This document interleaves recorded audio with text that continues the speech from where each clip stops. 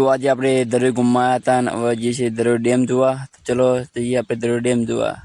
તો આપણે છીએ ઘૂમો અને હવે જઈશું દરિયો ડેમ જોવા. તો આપણે બાઈક વાળી દઈએ દરિયો ડેમ કેમ કે આમાં આખું છે. ચલો અને હવે બધું નવું બધું બનવાનું ચાલુ છે.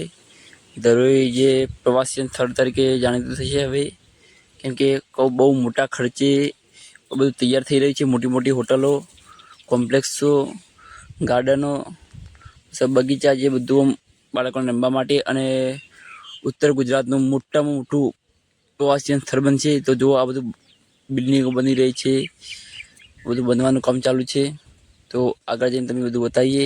તો વિડીયોમાં છેલ્લે સુધી બના રહેજો ને પછી અમે તમને દરિયો ડેમ પણ બતાવીએ. તો વિડીયો સ્કીપ ના કરતા. જો કોઈ પણ બિલ્ડિંગ બનવાનું ચાલુ છે, કોઈ પણ કામ ચાલુ છે. તો મોટી મોટી બિલ્ડિંગો અને કેફે એ બધું બનવાનું ચાલુ છે. તો જો વિડીયો છેલ્લે સુધી બનજો. તો જો હવે પણ મસ્ત ચાલુ છે. હવે બાળકો માટે ગાર્ડન અને પેલું બધું બાળકોની રમત ગમતો માટે બની રહી છે. હોટલો બને છે.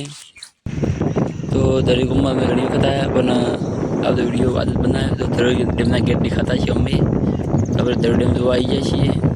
તો જુઓ આપણે દરિયો ડેમનો પુલ ઉતરીએ છીએ. એકલા બાવળિયા છે બધા. તો આ બાવળિયા પાણી ભરી ગયા ફૂલ. ચારે કોઈ નદી છે, દરિયો ડેમની સામે નદી. તો નદીમાં પાણી ભરી રહ્યું છે. બપોરે બધા હોય નાહવા આવે છે. લગભગ અત્યારે આપણે 11 વાગે આવ્યા છીએ. લગભગ 12 વાગ્યા પછી આજુબાજુ ગામના બધા માણસો અને બહારના પણ માણસો નાહવા માટે આવે છે, મસ્તી માટે આવે છે. તો જુઓ આ પાણી બધું ઉગી ગયું છે અને હવે પાણી ખાસું ઊંડું છે. તો લાગે છે દરિયો ડેમ દેખાય. આ ચારે કોર તેમની નદી.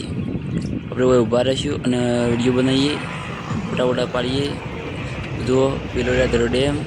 તમે દરિયો ડેમ જોવા ક્યારે આવ્યા છો કમેન્ટ કરજો.